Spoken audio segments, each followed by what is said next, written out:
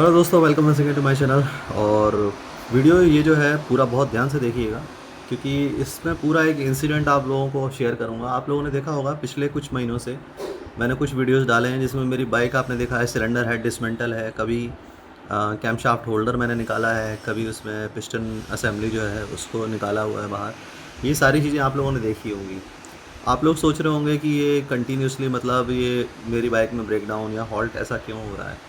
Breakdown जैसा कुछ भी नहीं मेरी बाइक में हुआ है अभी तक थ्रू आउट इट्स लाइफ कभी भी कोई ब्रेकडाउन इस मेरी बाइक में नहीं हुआ है। जो नॉर्मल मेंटेनेंस और रिपेयरिंग वगैरह होता चला आया है वही हुआ है। लेकिन जो लास्ट कुछ मंथ में आप लोग देख रहे हैं जो वीडियोज़ वगैरह मैंने डाले हैं वो एक्चुअल में हुआ क्या है, वो पूरा सिनेरियो इस वीडियो में आप लोगों को मैं शेयर करूँगा। आप लोगों ने अभी जब वीडियोस में जाएंगे तो देखेंगे कि उसमें मेरा एक वीडियो बहुत पहले का पड़ा है जिसमें मैंने आपको जो रॉकर आर्म होते हैं उससे रिलेटेड मैंने आप लोगों को एक प्रॉब्लम अपनी शेयर की थी कि रॉकर आर्म जो थे वो नॉइज़ कर रहे थे। और समझ में नहीं आ रहा था कि मतलब एक्चुअल में प्रॉब्लम क्या है, क्योंकि सबसे बड़ी बात है कि रॉकर आर्म जो हैं रिसेंटली नए डाले गए थे। अब नए रॉकर आर्म वो भी कंपनी के सर्विस सेंटर से लाए गए थे, स्पेयर पार्ट्स लाए गए थे स्पेयर शॉप से।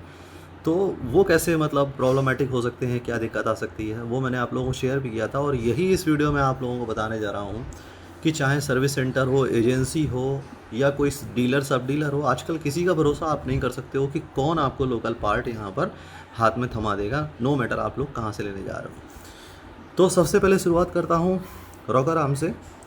ध्यान दीजिएगा, जो डायमेंशंस हैं वो आप लोगों को थोड़ा समझाने की कोशिश करूँगा, तो थोड़ा सा एक कीनली ऑब्जर्वेशन यहाँ पर आप लोगों को रिक्वायर्ड होगा, वो देखिएगा, ठीक है। तो सबसे पहले स्टार्टिंग करते हैं। ये देखिए, ये मेरी गाड़ी का रॉकर आर्म है। एक मिनट में ज़रा लाइट सेट कर दूँ थोड़ा सा। हाँ, अब आप लोगों को दिखाता हूँ। ये देखिए, सबसे पहले यहाँ आते हैं, ये रॉकर आर्म है। ज़रा इस रॉकर आर्म को गौर से देखिए। इसकी जो बेयरिंग आप लोगों को दिखाई दे रही होगी, एक साइड से देख रहे हैं किस तरीके से निकली हुई है ज़्यादा नीचे देखिए, और एक साइड से ऊपर दबी हुई है। जबकि इसका जो चारों तरफ जो इसका बीच में माउंटिंग होती है वो चारों तरफ से डिस्टेंस बराबर होता है। इसकी वजह से क्या था, देखिए एक्स्ट्रा प्रेशर इस पर पड़ रहा था। देखिए निशान भी, इस मार्क इस पर बना हुआ है, ठीक है। ये प्ले तो देखिए नॉर्मल है जो आप लोगों को दिखा रहा हूँ, बट जो साइड से आप लोग देख रहे हैं इसकी माउंटिंग और जो इक्वल डिस्टेंस इसका नहीं है माउंटिंग का, उसकी वजह से क्या था, उसमें नॉइज़ आ रहा था और साउंड आ रहा था। और मज़े की बात तो ये है कि कानपुर में स्वामी मोटर्स एक हीरो का ऑथराइज सर्विस सेंटर है, वहाँ से ये पार्ट लिया गया था। अब देखिए, पता नहीं इन्होंने जानबूझ के दिया कि अनजाने में दिया। बिल उन्होंने मुझे नहीं दिया था, उन्होंने कहा था बिल अभी हम लोग मतलब नहीं यहाँ से सिस्टम से निकल पा रहा। अब देखिए, ये बहानेबाजी सब जानते हैं, लेकिन मुझे पार्ट से मतलब था और मुझे मालूम नहीं था कि वो लोग मुझे क्या थमा रहे हैं हाथ में। पैकिंग भी सबसे बड़ी बात है कि ओरिजिनल थी। तो अब क्या कहा जाए कि उन्होंने कुछ ऐसा मतलब नॉन जेन्युइन पार्ट दिया, या फिर सर्विस सेंटर से, सॉरी मतलब हीरो की ही तरफ से मैन्युफैक्चरिंग डिफेक्ट वाला ये पार्ट आया है। अगर ये मैन्युफैक्चरिंग डिफेक्ट वाला पार्ट आया है तो आप ये समझिए कि ये कितनी बड़ी लापरवाही है। इसको किसी ने चेक नहीं किया है और इसको विदाउट इसको क्लियरेंस चेक करे, क्लियरेंस इसको दे दिया गया, जिसकी वजह से क्या हुआ, कितना मेरा मतलब खोलना पड़ा है, नुकसान हुआ है, टाइम का नुकसान। फिर गाड़ी रास्ते में चला रहा हूँ, आपको भी पता है हाईवे पे बहुत चलाता हूँ गाड़ी, जाना पड़ता है। ऐसा नहीं है कि मतलब मैं घूमने निकल जाता हूँ, मेरा काम कुछ ऐसा है कि मुझे कई जगह जाना पड़ता है, फतेहपुर से लेकर के और भी तमाम एरियाज़ में मैं जाता रहता हूँ, ठीक है। तो उसकी वजह से रास्ते में, थ्रू आउट रास्ते में पूरा नॉइज़ गाड़ी में होती रही, बहुत इरीटेटिंग थी। ज़्यादा गाड़ी ढंग से चला नहीं पाया, लग रहा था कि पता नहीं क्या प्रॉब्लम है क्या नहीं है। तो ये इसकी वजह से इतना बड़ा इशू ये क्रिएट हुआ, और जबकि ये जेन्युइन पार्ट ख़रीदा गया था स्वामी मोटर्स से। अब नेक्स्ट आते हैं, इसको कंपेयर करके आप लोगों को दिखा देता हूँ। देखिए, ये सामने दूसरा रॉकर है, आप लोग खुद इसके सामने कंपेयर करके देख सकते हैं, आप लोगों को डिफरेंस साफ साफ समझ में आ जाएगा। ये देखिए, ठीक है, आप लोगों को दिख रहा होगा। देखिए नीचे वाला जो रॉकर है वो बराबर है चारों तरफ से, उसका देखिए एक पार्ट निकला है, ऊपर से देखिए दबा हुआ है, देख रहे हैं, ऐसे देखिए, ऐसे समझ में आएगा, देखिए, है ना, कंपेयर में देख लेंगे, ठीक। और दूसरी सारी कहानी ये निशान कह रहा है, जो निशान पड़ा हुआ देखिए, इस पर कोई मार्क ऐसा नहीं है, इस पर भी हल्का सा मार्क है लेकिन इतना गहरा नहीं है। ऐसे मार्क तो रॉकर में आपके बनते ही हैं। अब देखिए दूसरी कहानी पर आते हैं। ये देखिए, ये है कैमशाफ्ट। ये जनवरी 2024 में हीरो की जो ऑफिशियल वेबसाइट है जिसमें स्पेयर वगैरह हैं, ऑयल वगैरह, एक्सेसरीज़ वगैरह आप लोग परचेज़ करते हैं, उससे ये कैमशाफ्ट जो है ये मंगाई गई थी। और जो डीलर था वो था कनक बिहारी एंटरप्राइजेस करके था। उसे 4 पार्ट मंगाए गए थे। ग्रिप मंगाई गई थी हैंडल की, और आपका नेट जो होता है बंजी नेट जो था वो मंगाया गया था, ये कैम शाफ्ट मंगाई गई थी। चौथा था सस्पेंशन रियर वाला जो था, 2 पेयर वो मंगाए गए थे, 1 पेयर सॉरी वो मंगाए गए थे। अब इसमें आप ये समझिए, पहले तो 1 महीने उन्होंने ऑर्डर जो है, सवा महीने उन्होंने ऑर्डर जो है मुझे डिलीवर नहीं हुआ। अब ये कैम शाफ्ट आई, इसको मैंने इंस्टॉल किया। अब मज़े की बात समझिए, इंस्टॉल करने के बाद क्या हुआ, ये कैम शाफ्ट मतलब अभी तक क्या था कि कैम शाफ्ट का लोब जो था पुरानी वाली का, यहाँ पर एक मार्क आ गया था, तो उससे कोई साउंड वगैरह ऐसा नहीं था, लेकिन उसको हटाना ज़रूरी था, नहीं तो फिर रॉकर भी ख़राब हो जाते। और रॉकर तो आपको मैंने बताया पहले से ही आफ्टर मार्केट पता नहीं क्या थे, डिफेक्टेड थे। इसके बाद जब ये कैम शाफ्ट लगाई गई तो साउंड जो था वो कम नहीं हो जाए और बढ़ गया। मतलब मुझे हंसी आ रही है यहाँ पर कि एक समस्या को दूर करने चले थे और दूसरी और पैदा हो गई। ठीक है, अब मेरे ही साथ ऐसा क्यों हुआ ये मुझे समझ में नहीं आया, लेकिन अभी आगे कहानी और बताऊंगा, अभी तो बहुत कुछ बाकी है। अब देखिए, ये कैम शाफ्ट आप लोगों को ऐसे नहीं समझ में आ रहा होगा लोकल है कि नहीं है। जब आप यहाँ बेयरिंग में जाएंगे, ये जो पार्ट नंबर लिखा हुआ है यहाँ पर, जो ओरिजिनल कैम शाफ्ट आप देखेंगे तो उसमें टाटा की बेयरिंग या और कोई आपकी बेयरिंग जो होती है कंपनी की फिटेड होती है। खैर सारी बातें छोड़िए, ये देखिए ग्रूव जो देख रहे हैं बोल्ट के, आप देख रहे हैं है ना, ये ओरिजिनल से आप इसको कंपेयर करेंगे आपको समझ में आ जाएगा। साथ में जो इसका ये आपका ये माउंटिंग है जिस पर ये आपका लगाया गया है। ठीक है, और दूसरी आपको पहचान बता देता हूँ, जो ये लोब्स हैं इनको जब आप वर्नियर से या स्क्रू गेज से इनका साइज़ मेज़र करेंगे तो ओरिजिनल से ये जो लोब्स हैं इनका साइज़ थोड़ा सा ज़्यादा है। आप देखिए बहुत ही फ्रैक्शन में ज़्यादा है, लेकिन है ये चीज़। जब तक आप वर्नियर या कैलिपर से नहीं चेक करेंगे तो अब तक कोई महान आत्मा इसको बता नहीं सकता है कि ये नकली है या फिर ये ओरिजिनल है। और हाँ, एक चीज़ और बता दूँ, ओरिजिनल कैम शाफ्ट मान लीजिए आपकी 650 या 700 रुपये की आती है, तो जो आफ्टर मार्केट है वो बहुत, ये समझ लीजिए बिल्कुल सेम टू सेम दिख रही है। आप कहेंगे कि ये भी महंगी आती होगी, नहीं, मुश्किल से 250 से 300 रुपये में ये मिल जाती है। अब ये काम करते क्यों हैं ये लोग, क्योंकि देखिए अक्सर ये चीज़ें क्या होती हैं, जिस तरीके की पैकिंग में होती हैं, बहुत बारी खोल करके लोग देखते हैं उसमें सील वगैरह हट जाती है, तो लोग सोचते हैं कि यार किसी और को दिखाया होगा इसलिए सील हटी है। ये भी बता दे रहा हूँ कि आगे से कोई भी इस तरह का पार्ट अगर परचेज़ करिएगा, चाहे जितना दुकानदार कह दे कि मेरे पास दूसरा नहीं है, ये नहीं है, सील लगा हुआ हो तभी लेना। हीरो का उस पर सील लगी हो, टेप लगा हो, पैकिंग में हो, खुला हुआ बिल्कुल मत लेना। आफ्टर मार्केट डाल देते हैं, आपको बिल्कुल अंदाज़ा नहीं लगेगा कि क्या हुआ है क्या नहीं हुआ है। ये भी अभी आपको आगे बताऊंगा कि और मेरे साथ और क्या स्कैम हुआ है। अब देखिए, ये हीरो की वेबसाइट से आई थी। अब बताइए, ये उस डीलर ने आफ्टर मार्केट मेरे, और सस्पेंशन भी उसने आफ्टर मार्केट भेज दिया था। सिर्फ 5 दिन गाड़ी चलाई और दोनों सस्पेंशन लीक कर गए थे। बड़ी लंबी चौड़ी लिखा पढ़ी करनी पड़ी, तब जाके दोनों सस्पेंशन मेरे चेंज हुए हैं हीरो कंपनी की तरफ से। और मेरी जगह और कोई होता मैं लिख करके दे सकता हूँ, वो कभी सस्पेंशन चेंज नहीं करा पाता, क्योंकि वो लोग साफ मना कर चुके थे कि टाइम ओवर हो चुका है, हमारी पॉलिसी नहीं है, ये नहीं है।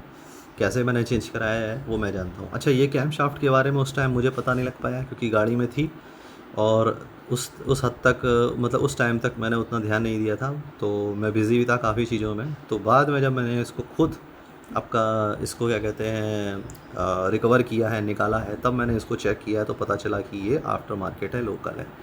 तो ये कैम शाफ्ट देखिए हीरो की तरफ से आई, ये भी आफ्टर मार्केट है, लोकल है। अब मैं करने क्या वाला हूँ, इसको पैक करके मैं वापस हीरो कंपनी को भेजूँगा कि आपके तरफ से ये लोकल जो भेजी गई थी कैम शाफ्ट, ये आखिर कैसे ऐसा हो सकता है। ठीक, अब देखिए मज़े की बात आपको बताता हूँ, विद प्रूफ आपको बताऊँगा। देखिए, ये है कैम शाफ्ट होल्डर। अब सोचिए, कैम शाफ्ट बदल ली, रॉकर बदल लिए, अब नया एक क्या कहते हैं इशू जो है, नया एक समस्या जो है वो पैदा होने का मेरा वेट कर रही थी, मतलब पूरा तंग करने की प्लानिंग थी।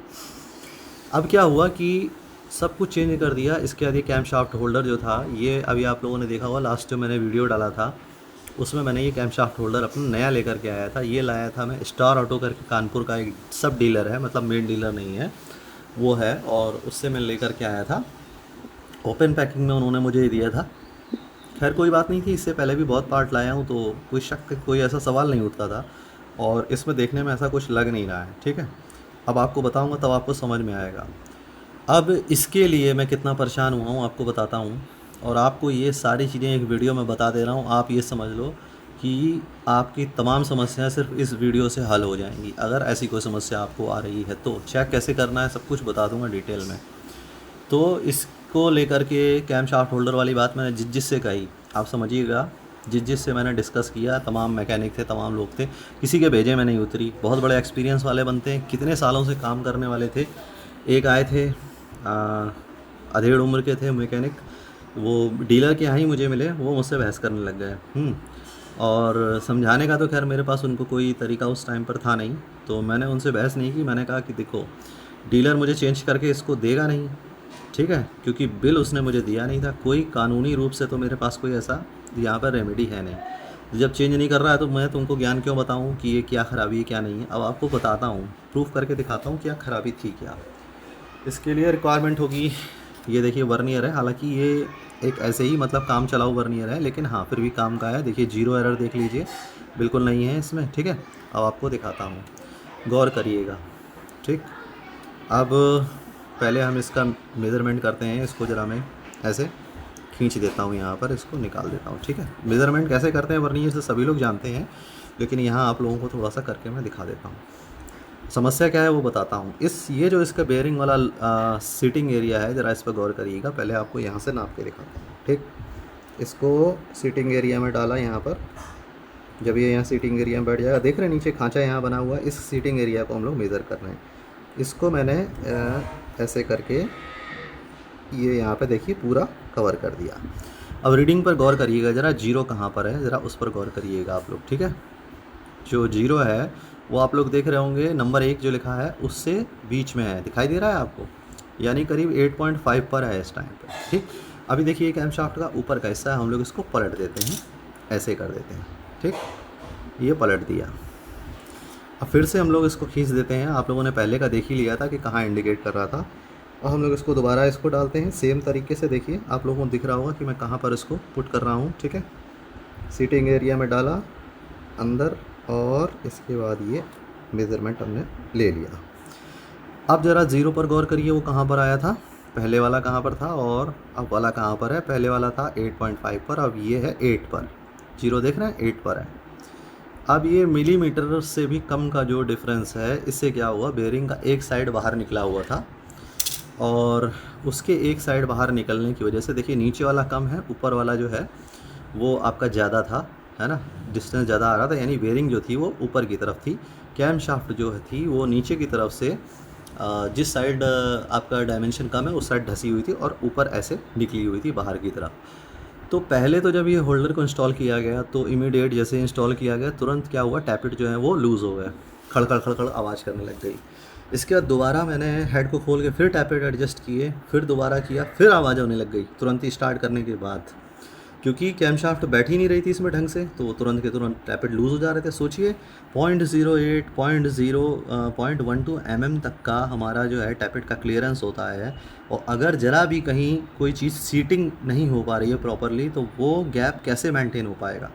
इसीलिए टैपिट लूज़ हो रहे थे, आवाज़ होने लग जा रही थी।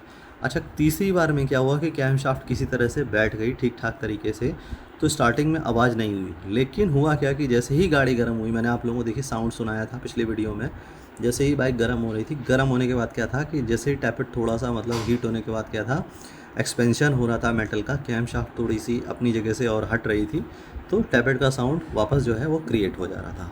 क्यों हो रहा था, देखिए मैंने सीटिंग एरिया आपको बता दिया। अब ये उन महाशय को मैं समझा नहीं सकता था उस टाइम के, ना तो मेरे पास वर्नियर था, तो उनको मैं क्या ज्ञान समझाता, तो वो समझने वाले भी नहीं थे।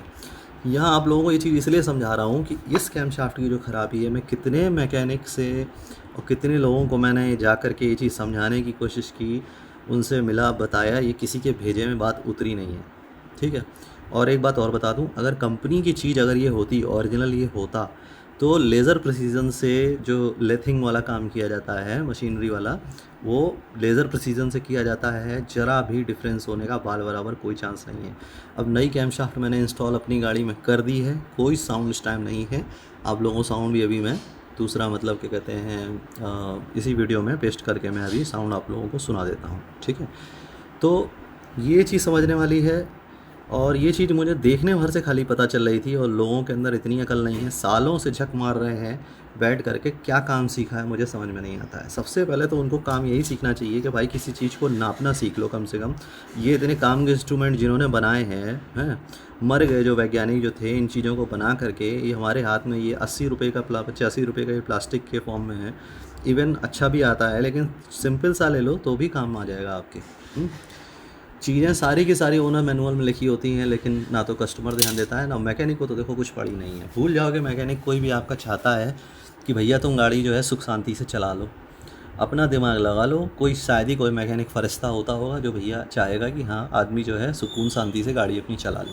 बाकी तो मुझे नहीं लगता कि कोई चाहता है। तो अपना अगर आप दिमाग नहीं लगा सकते हैं तो भूल जाइए कि कभी आप गाड़ी शांति से चलाएँगे। अपनी चीज़ की देखभाल आपको नहीं करना आता तो कभी दूसरा कोई आपकी चीज़ की देखभाल कभी भी नहीं करेगा आपकी तरह से। नई गाड़ी लेते फिरेंगे, बदलते फिरेंगे। बहुत सारे लोग, जब मैंने चैनल शुरू किया था तो उससे पहले भी मुझे मतलब कांटेक्ट में थे जिनके पास हीरो हंग गाड़ी थी और कोई गाड़ी थी वो बेचना चाह रहे थे, कह रहे थे कि माइलेज नहीं दे रही है, ये नहीं दे रही है। उनका माइलेज भी लाइन पर आया। बहुत सारी समस्याएं जो थी उनकी सॉर्ट आउट हुई, जो अभी तक नहीं हो पा रही थी। बहुत छोटा सा स्टेप लेना था लेकिन उनको पता ही नहीं था कि करना क्या है।